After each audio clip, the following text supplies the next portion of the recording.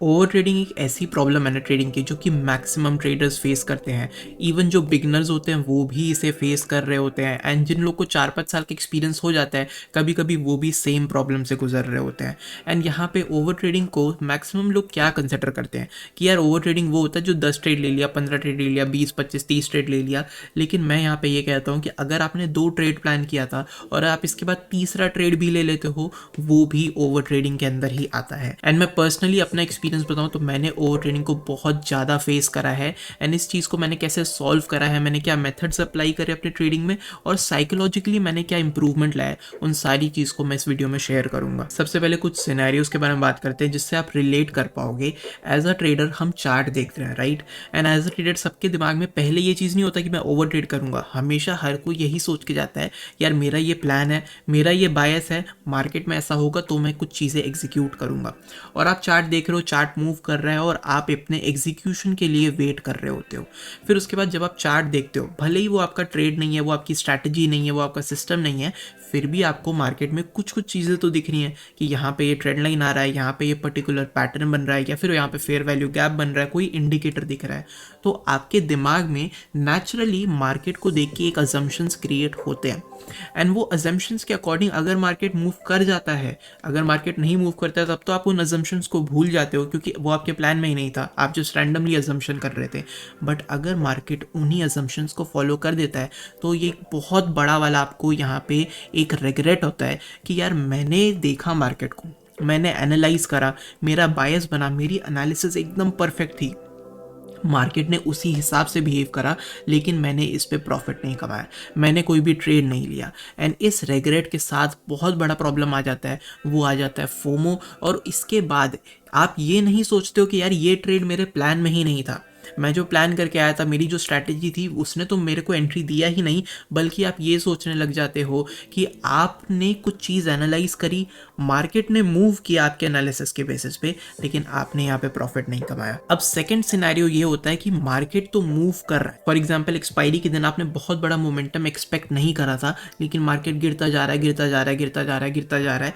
तो इसके बाद क्या होता है, अब यहाँ पे अब आप लोग का अनएक्सपेक्टेशन में भी फोमो क्रिएट होता है कि मार्केट मूव कर रहा है और मैं ट्रेड में पैसे नहीं कमा रहा हूँ। और ये चीज़ क्यों होता है ना, आपको हमेशा ऐसा लगता है कि यार मार्केट डेली तो मूव नहीं करता, राइट। डेली मार्केट कभी साइडवेज हो जाता है, कभी वॉलेटाइल हो जाता है। तो जिस दिन मार्केट क्लियरली मूव कर रहा है उस दिन भी अगर मैं पैसे नहीं कमाऊंगा तो मैं किस दिन पैसा कमाऊंगा। बहुत सारे लोग ये चीज़ें सोचते हैं कि अभी वॉर का सिनेरियो चल रहा है, मार्केट गैप डाउन खुल रहा है, बड़े बड़े मूव्स दे रहे हैं, यही तो समय है पैसे कमाने का। जबकि ये जो रियलिटी है ये एकदम ही गलत है। यहाँ पे जो ये वाला अप्रोच होता है ये हमेशा सिर्फ आपको ओवर ट्रेडिंग कराता है। पैसे कमाने का जरिया मार्केट में वोलेटिलिटी नहीं, आपकी प्लानिंग होती है, जिसके बारे में हम आगे डिस्कस करेंगे। अब थर्ड सिनेरियो के बारे में बात करता हूँ।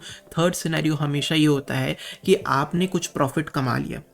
अब या तो अगले ट्रेड में आप हमेशा ये सोचते हो कि मैंने तो प्रॉफिट कमा लिया, अब इस प्रॉफिट को ही मैं रिस्क पे लगाता हूँ और वापस से और ट्रेडिंग करने लग जाता हूँ। यहाँ पे प्रॉब्लम क्या है, यहाँ पे प्रॉब्लम ये है कि आप अपने प्रॉफिट को ना हाउस मनी समझते हो। हाउस मनी मतलब कि जैसे आप कसिनो में जाते हो, आपने 100 रुपये लगाए, आपने 500 रुपये कमा लिए। अब आपको लगता है यार 500 रुपये तो मैंने कसिनो से ही कमाया ना, ये तो कसिनो का ही पैसा है, इसको ही और रिस्क लगा देता हूँ, बनेगा तो बनेगा और जाएगा तो मेरे जेब से कुछ जाएगा नहीं। जबकि ये अप्रोच एकदम ही गलत है। गैम्बलिंग में तो आप चाहे जो मर्जी करो, लेकिन अगर आप ट्रेडिंग करने आ रहे हो तो आप एक बिजनेस को करने आ रहे हो। अगर आपका प्रॉफिट हो जाता है, मार्केट को इससे बिल्कुल भी मतलब नहीं कि वो आपका प्रॉफिट का पैसा है या फिर वो आपके कैपिटल में से आप पैसा लगा रहे हो, मार्केट अपने हिसाब से ही बिहेव करेगा।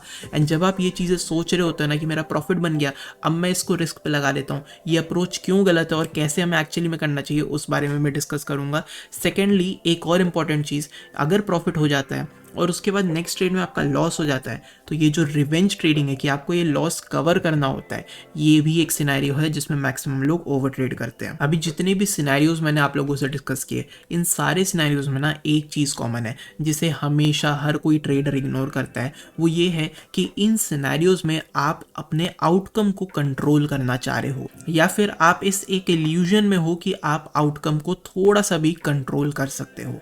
मेरा कहने का ये मतलब है कि जब आपको लगता है कि यार मार्केट मूव कर रहा है, मैं ट्रेड ले लेता हूँ, मैं आज ही पैसा कमाऊंगा, आप वहाँ पे भी आउटकम को कंट्रोल करना चाहते हो।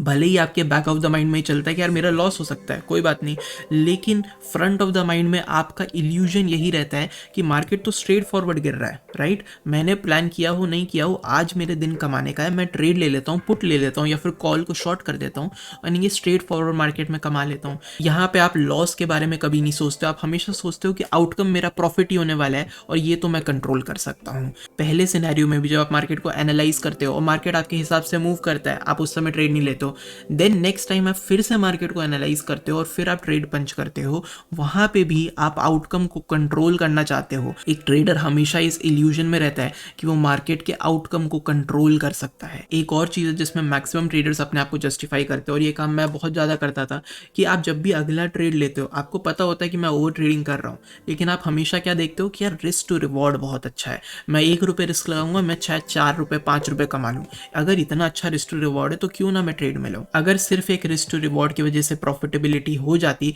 तो हर एक ऑप्शन बायर प्रॉफिटेबल होता है, क्योंकि ऑप्शन बाइंग में होता ही यही है कि रिस्क टू रिवॉर्ड बहुत ज़्यादा होता है, लूज करोगे तो उतना ही प्रीमियम लूज करोगे जितने का प्रीमियम है, लेकिन आएगा तो कुछ भी आ सकता है। लेकिन ये चीज़ गलत है, ऑप्शन बाइंग में सबसे ज़्यादा लोग लूज करते हैं क्योंकि सिर्फ रिस्क टू रिवॉर्ड मैनेज करने से आप प्रॉफिटेबल नहीं हो सकते हो। मैं हर समय ये काम कर रहा होता था कि मैं अगला ट्रेड फिर से ले रहा हूँ, फिर 10वां ट्रेड ले रहा हूँ, 12वां 13वां ट्रेड ले रहा हूँ, ये सोच के कि रिस्क टू रिवॉर्ड बहुत अच्छा है एंड वो एक बड़ा ट्रेड मेरे पास आएगा और ये सारे लॉसेस को कवर कर जाएगा।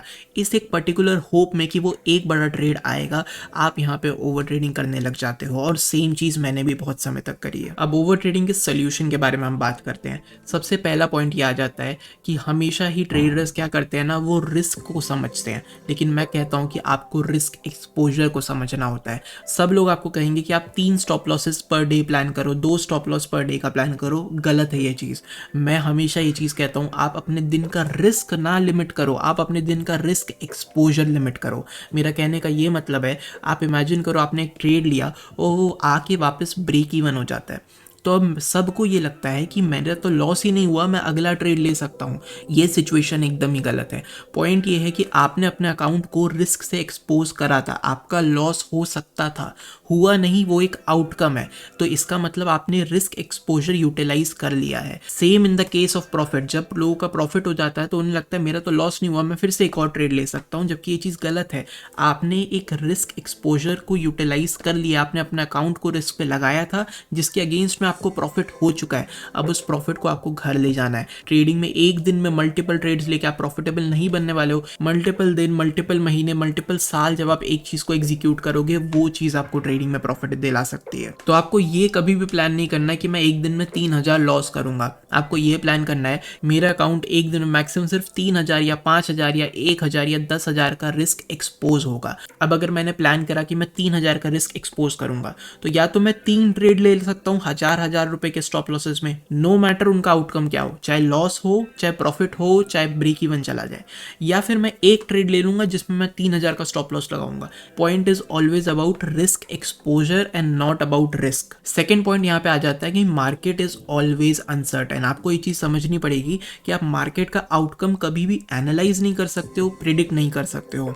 जो हम बहुत सारे लोग सोचते हैं ना कि यार ये ट्रेड बहुत अच्छा दिख रहा है, इसके चलने के बहुत अच्छे चांसेस है। नहीं, आप कभी भी मार्केट को ये भी नहीं प्रेडिक्ट कर सकते हो कि यार इस ट्रेड के चलने की ज़्यादा प्रोबेबिलिटी है, इस ट्रेड के चलने की कम प्रोबेबिलिटी है। ये चीज़ एग्जिस्ट ही नहीं करती है। प्रोबेबिलिटी कभी भी इसका नहीं होता कि मार्केट किस डायरेक्शन में जा सकता है। प्रोबेबिलिटी हमेशा इस चीज़ का होता है कि अगर आप डेली सेम काम को कर रहे हो तो कितने दिन वो काम आपके फेवर में काम करेगा, ये होती है ट्रेडिंग की प्रोबेबिलिटी। तो अपने दिमाग में ये चीज़ आप लोग को बैठा लेना है कि मार्केट में कभी भी कुछ भी हो सकता है। कभी मार्केट में कोई नेगेटिव न्यूज़ हो फिर भी मार्केट ऊपर चढ़ सकता है, और कभी मार्केट में कोई भी न्यूज़ ना हो फिर भी मार्केट 1000 पॉइंट नीचे जा सकता है। तीसरा सबसे इंपॉर्टेंट चीज़ ये कि doing nothing is also a trade. जब आप किसी ट्रेड में नहीं होते हो वो भी एक ट्रेड कहलाता है। उसका मतलब ये नहीं है कि आप ट्रेडिंग में काम नहीं कर रहे हो। एक ह्यूमन साइकोलॉजी हमें लगता है कि हम जब तक चलेंगे नहीं तब तक हम कहीं पे पहुंचेंगे नहीं, लेकिन ट्रेडिंग में ना ये चीज़ थोड़ा सा डिफरेंटली काम करता है। ट्रेडिंग में मेहनत उसे नहीं कहते हैं कि आप कितनी ज़्यादा ट्रेड्स में एंटर ले रहे हो, क्या मार्केट चल रहा है, आपने ट्रेड लिया कि नहीं लिया, आपने एंट्री लिया कि नहीं लिया।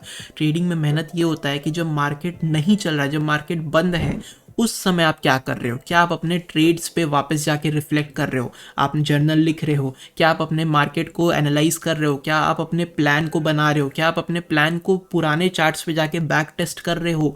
वहाँ पे ट्रेडिंग की मेहनत आती है। ट्रेडिंग की मेहनत कभी भी लाइव मार्केट में मल्टीपल ट्रेड्स लेने में नहीं आती है। अब इसके बाद अगर आप लोग को इस टॉपिक में या फिर ट्रेडिंग इन जनरल किसी भी चीज़ में डाउट है और आपको अगर मेरे से वन ऑन वन गाइडेंस चाहिए तो आप मेरे साथ एक कॉल पे कनेक्ट कर सकते हो। उस चीज़ का लिंक मैंने डिस्क्रिप्शन में दिया हुआ है।